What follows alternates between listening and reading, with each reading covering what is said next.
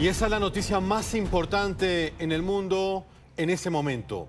Menos de 24 horas después de negar los reportes de un despliegue militar inmediato, Francia anunció hoy que enviará su buque insignia, el portaaviones nuclear Charles de Gaulle, al mar Mediterráneo, según Francia, para monitorear y proteger intereses en medio de la guerra en el Medio Oriente.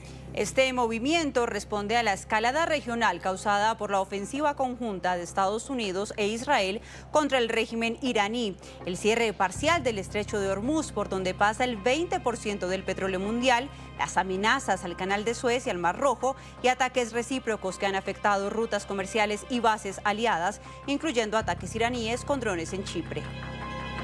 Ante la gravedad del ataque con drones iraníes a la base de la Real Fuerza Aérea Británica en Chipre, el presidente Macron tomó la determinación de ordenarle a la Marina francesa el despliegue de su portaaviones.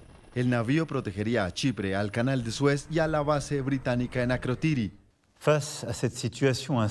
Ante esta situación inestable y la incertidumbre de los próximos días, he ordenado que el portaaviones Charles de Gaulle, sus recursos aéreos y su fragata de escolta pongan rumbo al Mediterráneo. No es poca cosa el despliegue del que es el único portaaviones de propulsión nuclear en el mundo por fuera de la flota de Estados Unidos. Con un desplazamiento de 42.000 toneladas, una eslora de 261 metros y 2.900 uniformados a bordo entre marinos, técnicos y aviadores, el buque insignia de Francia es una fortaleza flotante desde el 2001. Esta instrucción de movilizar este portaaviones al escenario de los acontecimientos es un espaldarazo muy fuerte de Francia a la misión de Estados Unidos a Israel, porque básicamente tiene 40 aeronaves disponibles aproximadamente. Digamos que su flota de aviones de combate está centrada en aviones Rafale, en la versión marítima del Rafale. Tiene algunos aviones de alerta temprana E-2 exactamente iguales a los que utilizan los portaaviones nucleares norteamericanos. Este es un portaaviones nuclear. Y es un portaaviones que puede estar también por tiempo indefinido en el mar, en misiones muy largas. Su componente aéreo embarcado es de entre 30 a 40 cazas Dassault Rafale M, uno de los aviones de combate de cuarta generación más avanzados, ágiles y efectivos del mundo. Cuenta con 2 catapultas impulsadas por vapor con las que puede lanzar un avión cada 30 segundos en condiciones de proyección de fuerza rápida. También lleva 3 aviones radar E-2 Hawkeye de alerta temprana, hechos en Estados Unidos, y hasta 5 helicópteros multimisión. Para su autodefensa cuenta con 11 cañones de 20 milímetros y 4 sistemas de contramedidas para defenderse de torpedos y misiles aire-tierra.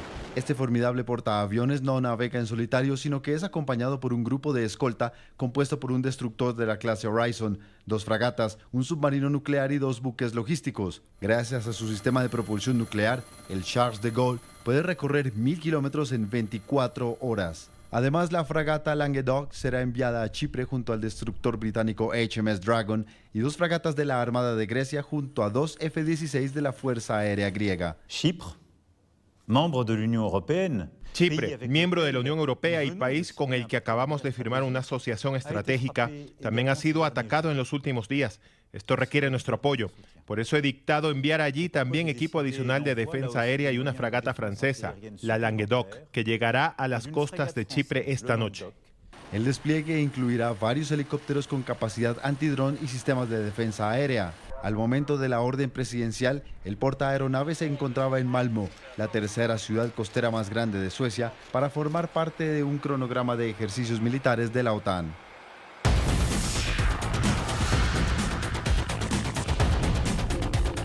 Y vamos de manera inmediata con el análisis de esta noticia con Carlos Alberto Patiño Villa, reconocido analista político, autor de interesantes publicaciones, de interesantes libros, todos relacionados con el orden geopolítico a nivel mundial. Profesor Carlos Patiño, bienvenido al informativo de NTN 24 y quiero plantear este análisis desde la siguiente perspectiva. ¿Qué mensaje está enviando Francia al enviar o al mandar al portaaviones más fuerte, más poderoso de Europa al Mediterráneo Oriental? ¿Cuál es el mensaje al mundo árabe? ¿Cuál es el mensaje a Irán? ¿Y cuál es el mensaje a Estados Unidos, a Israel?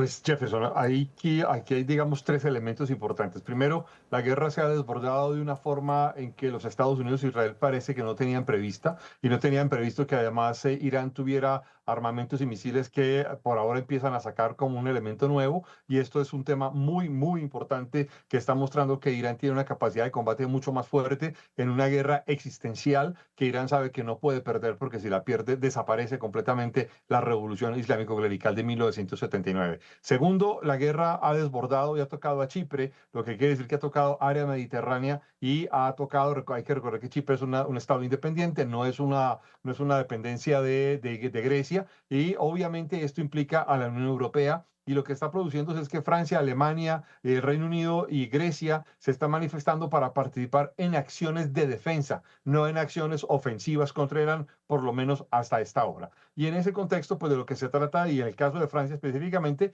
como lo ha hecho Emmanuel Macron, de enviar un mensaje claro y contundente de que Francia defenderá sus intereses en el Medio Oriente, de forma tal que por ahora lo que hay es una participación de Europa en términos defensivos y no ofensivos frente a lo que significa, lo que está significando esta difusión, este esparcimiento de la guerra mucho más allá del Medio Oriente como tal, para llegar incluso a zonas del Mediterráneo.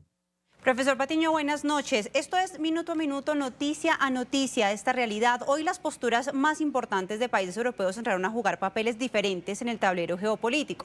España, que prohibió el uso de sus bases militares para Estados Unidos y que llevó al presidente Trump a llamarlo aliado terrible. Y ahora Francia, como lo venimos viendo, que desplegó este portaaviones Charles de Gaulle. Para usted, ¿qué tan importante y estratégico es que los países en Europa inicien a tomar posturas claras? ¿Y cuáles son los países que deben seguir estas acciones, especialmente las que van a conducir o que son conducidas para terminar con el régimen iraní y sus armamentos nucleares? Pues es que aquí hay un problema muy serio para la Unión Europea, es que la Unión Europea debería tener una posición mucho más unificada y más clara, pero no la tiene, y de hecho esta divergencia entre España, Francia, Alemania, el Reino Unido, pero también Italia y otros países que se han pronunciado, digamos, en voz baja, demuestra que hay una diversidad de posiciones realmente muy amplia, muy grande, y adicionalmente, entre otras, lo que Europa está intentando hacer, por lo menos las grandes potencias, es tratando de ratificarle a Estados Unidos que son sus aliados, incluso en acciones de guerra, pero que debe recordar que hay una guerra en Europa, que es la guerra en Ucrania, que sigue estando abierta y sigue estando vigente. Porque algo que quiero subrayar es que la guerra en Irán no es una guerra regional, es una guerra de alcance global que no solo toca a Irán, toca a Rusia, toca a China, toca a Corea del Norte, y además tiene un efecto, entre otros, por ejemplo, en el suministro de petróleo frente a China, pero también frente a un reacomodo regional de las fuerzas, digamos, geopolíticas que se mueven en este ámbito. Eso hace que para Europa lo que pase allí y lo que pasa con Ucrania tiene un papel muy importante, sin dejar de lado las conexiones con la guerra entre Pakistán y Afganistán, que comenzó el viernes de la semana pasada, un día antes del ataque a Irán. Profesor Patiño, para finalizar, vamos a los antecedentes. Emmanuel Macron, el presidente de Francia, cuestionó esta acción de Estados Unidos e Israel contra Irán. Aseguró que estas operaciones militares fueron ejecutadas por fuera del marco del derecho internacional. No obstante, también cuestionó ese programa nuclear iraní y específicamente responsabilizó a Irán de lo que está pasando. En ese contexto, ¿usted cree que ese movimiento militar marca algún tipo de distancia con Washington y Tel Aviv? No, yo creo que muestran un respaldo y una firmeza de los europeos, y específicamente en el caso de Francia, demostrar que Francia está de acuerdo a moverse frente a los requerimientos militares y de defensa de un aliado, y sobre todo del aliado principal de la OTAN. Sin embargo, y aquí hay que decir algo que es muy importante, es que lo que hemos visto desde el sábado hasta hoy en la tarde ha sido la cambiante presencia de las versiones de por qué fueron a la guerra. Y Donald Trump empezó diciendo que iban a la guerra para cambiar el régimen, y él solo decía el sábado en la mañana, y hoy en la tarde ya decía que estaban yendo a la guerra fundamentalmente para destruir todos los arsenales iraníes y para evitar que Irán atacara primero a los Estados Unidos y a Israel. Esto trae una crisis realmente muy seria de justificación y legitimidad frente a la guerra, e incluso de lo que se denomina la guerra preventiva o paralelo a esta condición, una especie de ataque defensivo. Pues profesor Carlos Alberto Patiño Villa, académico titular de la Universidad Nacional de Colombia, autor de libros como Guerras que cambiaron el mundo y Posguerra Fría, acercamiento histórico y político, le agradecemos mucho por habernos acompañado en el informativo de NTN 24. Feliz noche. A ustedes, muchas gracias. Gracias. Que un líder más radical que Ali Khamenei tome el poder en Irán. Ese es el mayor temor del presidente Donald Trump tras la operación militar de la mano de Israel contra el régimen islámico. En minutos regresamos con la ampliación de esta y otras noticias. Por primera vez desde el inicio de la operación militar conjunta de Estados Unidos e Israel contra el régimen iraní, el presidente Donald Trump reveló hoy cuál es su mayor preocupación sobre el futuro del país. Aseguró que el riesgo más alto es que un clérigo o líder peor que el ayatolá Ali Khamenei se haga con el control en el poder en Irán. Roberto Macedonio nos amplía esta información a esta hora desde Washington, D.C. Roberto, muy buenas noches. Sí, ¿qué tal? Muy buenas noches. El presidente Trump se refirió a la situación por la que pasa en estos momentos el régimen ayatolá tras los sucesivos ataques de Estados Unidos e Israel a instalaciones militares pertenecientes a la cúpula de esta teocracia que lleva décadas oprimiendo de forma sangrienta y cruel al pueblo de Irán. Dice el presidente Trump que el peor escenario, según él, para Irán sería que un ayatolá todavía más cruel que Ali Khamenei se haga con el control del país. Bueno, no sé si hay un peor escenario posible. Desde el punto de vista militar, los hemos derrotado ampliamente. Todavía están lanzando algunos misiles. En algún momento ni siquiera podrán hacer eso, porque estaremos destruyendo todo su arsenal de misiles. Supongo que en el peor de los casos sería que hiciéramos esto y luego alguien tan malo como el anterior tomara el poder, ¿no? Eso podría suceder. No queremos que suceda. Así que nos gustaría ver a alguien allí que recupere todo para el pueblo. Y veremos lo que pase con el pueblo. Ya saben, tienen su oportunidad. Les hemos dicho, no lo hagan todavía. Si van a salir a protestar, no lo hagan todavía. Es muy peligroso allá afuera.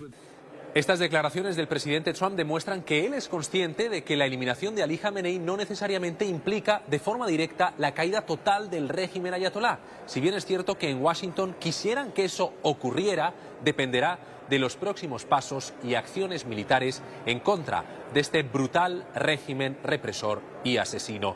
Donald Trump, antes de mantener hoy un encuentro en la Casa Blanca con el canciller alemán Friedrich Merz, dijo también que han eliminado a toda la cúpula ayatolá, anulando así una posible sucesión de Ali Khamenei, porque la mayor parte de clérigos de alto rango que podrían sucederle en ese cargo habrían sido eliminados por Estados Unidos. Muchas de las personas que tenemos en mente están muertas. Teníamos gente en mente de ese grupo que está muerta. Y ahora tenemos otro grupo que puede que estén muertos también, basado en ciertos reportes, así que tendríamos una tercera ola y pronto no conoceremos a nadie. Pero, es decir, Venezuela fue tan increíble porque hicimos el ataque y mantuvimos el gobierno totalmente intacto. Y tenemos a Delcy, la cual ha sido muy buena, tenemos a toda la cadena de mando y la relación ha sido buena. Eso en la Casa Blanca, pero aquí en el Capitolio de Estados Unidos compareció esta tarde el secretario de Estado Marco Rubio, quien junto a Pete Hegseth, el de guerra, mantuvo un encuentro privado con congresistas y senadores de ambos partidos políticos. Pues bien, Marco Rubio advirtió de que Estados Unidos intensificará sus ataques. Lo que están a punto de ver, vamos a desatar muchas cosas sobre esta gente en estos días y van a ver un cambio en el enfoque y la intensidad de estos ataques, como francamente las dos fuerzas aéreas más poderosas del mundo que van a destruir este régimen que ha amenazado a sus vecinos y que ha buscado tener una zona de inmunidad para poder perseguir sus ambiciones nucleares. El secretario de Estado también defendió las maniobras militares y las acciones llevadas a cabo por el Pentágono, asegurando que tenía que pasar y que debían producirse estos ataques ante la amenaza inminente de Irán a Occidente. Esto tenía que pasar de cualquier forma. El presidente tomó una decisión y la decisión que tomó es que Irán no se le iba a permitir esconderse detrás de su programa de misiles balísticos, que no se le iba a permitir esconderse de su capacidad de conducir esos ataques. La decisión se tomó y el presidente tomó una decisión sistemática para destruir esta capacidad de este régimen terrorista y nosotros lo llevamos a cabo. Irán se esconde detrás de su programa de misiles balísticos. Es lo que también explicó el secretario de Estado Marco Rubio en declaraciones a la prensa hoy aquí en el Capitolio, en referencia a los ataques que lleva a cabo el régimen desde que Estados Unidos acabó con Ali Khamenei. Irán se está escondiendo detrás de sus misiles y sus drones. Querían llegar en un punto donde no se les podía tocar y podían hacer todo lo que quisieran con su programa nuclear. Y no hay manera en el mundo en el que este régimen terrorista fuese a obtener armas nucleares, no bajo la vigilancia de Donald Trump. El presidente los mencionó ayer. Irán nunca puede tener un arma nuclear. No puede tener nada de lo que se pueda esconder detrás. ¿Qué son esas cosas? Número uno, vamos a destruir su capacidad misilística y lanzadores de misiles. Vamos a destruir su capacidad de hacer estos misiles, estos lanzadores, y vamos a destruir a su armada. Esos eran los objetivos y este fin de semana actuamos y logramos, actuando con la mayor cantidad de éxito posible. Y como les dirá el Departamento de Guerra, lo logramos. Es el segundo día consecutivo en el que el secretario de Estado da explicaciones a legisladores en el Capitolio sobre estas acciones militares. La información desde Washington para NTN 24.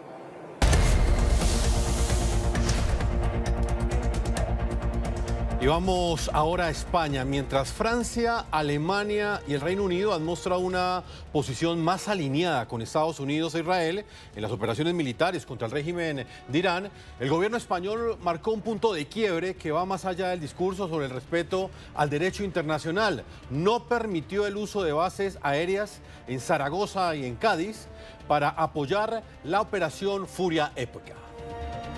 Que se puede estar contra un régimen odioso, como está el conjunto de la sociedad española, como es el régimen iraní, y estar a la vez en contra de una intervención militar injustificada, peligrosa y fuera de la legalidad internacional.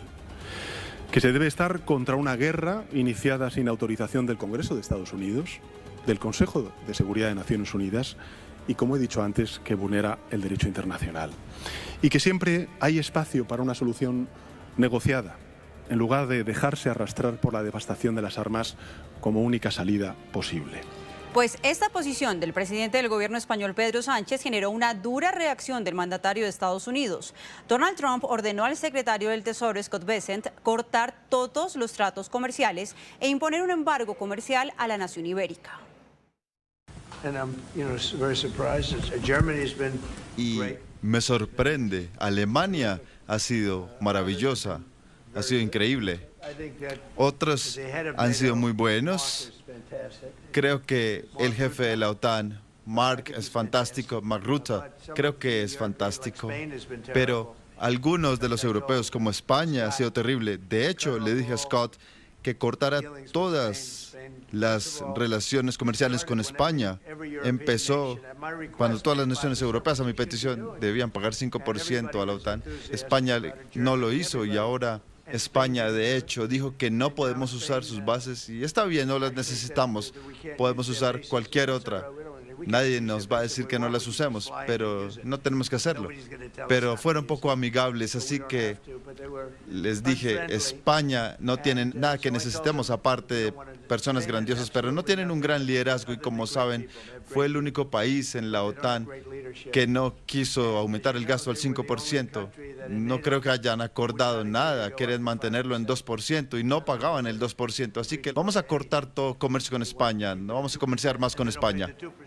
Cortar el comercio con España, lo ha dicho el presidente Donald Trump. Pues vamos a analizar esta noticia en el contexto de las cifras, viendo cómo está el balance comercial en este momento entre España y los Estados Unidos, según el Ministerio de Economía de esta nación europea. Veamos, con corte a octubre del año 2025, las exportaciones de España a la Unión Americana alcanzaban 16.716 millones de euros.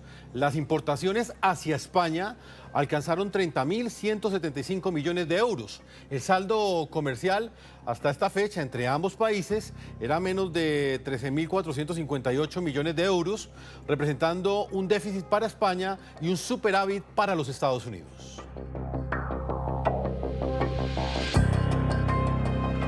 Pues hay reacciones desde España. La presidenta de la Comunidad de Madrid, Isabel Díaz Ayuso, arremetió este martes contra lo que calificó como peinetas del presidente del gobierno, Pedro Sánchez, hacia Estados Unidos y le acusó de estar dejando a España muy mal en el escenario internacional. Andrés Gil, periodista de NTN 24 en Madrid, con toda la información. Andrés, adelante. Hola, muy buenas noches. El presidente del gobierno de España, Pedro Sánchez, responderá al anuncio del presidente Donald Trump mediante una declaración institucional que emitirá mañana a primera hora desde el Palacio de la Moncloa a través de los medios de comunicación. Eso sí, el gobierno de España ha anticipado que si Estados Unidos quiere modificar la relación comercial con España, tendrá que, según el gobierno de España, primero respetar el derecho internacional y además deberá negociarlo, dice el gobierno de España, con la Unión Europea, que es el paraguas comercial de todos los países integrantes del bloque. Desde la oposición política, duras críticas al gobierno de Pedro Sánchez por su negativa a cooperar en materia de seguridad en la lucha de Estados Unidos contra el régimen iraní. Desde la oposición señalan a Pedro Sánchez de estar llevando a España al aislamiento internacional. Alberto Núñez Feijóo, presidente del Partido Popular, principal líder de la oposición política en España, dirigiéndose a Pedro Sánchez, escribió esta tarde que si Irán lo felicita y si Estados Unidos lo considera un aliado terrible, es porque está fallando él, porque está fallando Pedro Sánchez, según lo que expresa Alberto Núñez Feijóo. También desde la oposición, la presidenta de la Comunidad Autónoma de Madrid, Isabel Díaz Ayuso, señaló que si España, a través de su gobierno, sigue haciéndole conejo a la cooperación internacional en materia de seguridad, como le viene haciendo conejo Pedro Sánchez en los últimos años y en los últimos meses a la OTAN y a Estados Unidos, cuando España llegue a tener una necesidad en materia de defensa, en materia de protección, no tendría a quién pedirle ayuda, advierte Ayuso. No puede ser que estén dejando al Estado de Derecho en España a la altura del betún, que no se pueda confiar en nosotros, porque le damos la espalda a naciones enteras. Ya veremos cuando Estados Unidos le hagamos una nueva peineta, como le estamos haciendo ahora, y tengamos un problema serio de seguridad o de defensa. Les vamos a pedir algo, me extraña mucho, pero ¿quién mide las consecuencias? ¿Qué más me da? Sánchez gobierna para su parte del muro, para tenerles contentos. Por lo pronto, el gobierno socialista de Pedro Sánchez y sus socios de extrema izquierda siguen con su postura de no autorizar la utilización de las bases militares de Rota y de Morón en territorio continental español para que los bombarderos estadounidenses realicen las maniobras de reabastecimiento en los vuelos que están realizando de camino hacia el Medio Oriente para ejecutar los bombardeos en contra del régimen iraní. Información desde Madrid. Una feliz noche para todos. Un abrazo. Nos vemos. Gracias, Andrés. Un feliz amanecer en Europa. Mojtaba Jamenei, hijo del abatido ayatolá y jefe del régimen Ali Jamenei, habría sido designado como nuevo jefe supremo de la República Islámica de Irán, según versiones de prensa. Vamos a una pausa comerciales y cuando regresemos estaremos con esta noticia.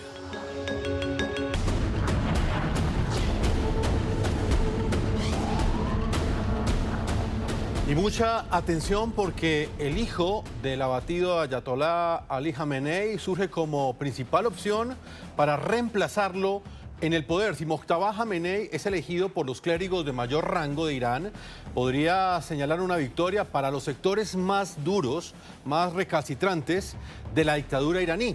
Este hombre con gafas que ustedes ven en pantalla, con barba y turbante negro, es el hijo del fallecido exdictador, quien ha surgido como el claro favorito para relevarlo. Los clérigos de alto rango responsables de seleccionar al próximo jefe supremo de Irán se reunieron el martes para deliberar y están considerando anunciar tan pronto como sea posible que el hijo, Mojtaba Jamenei, sea el sucesor de su padre.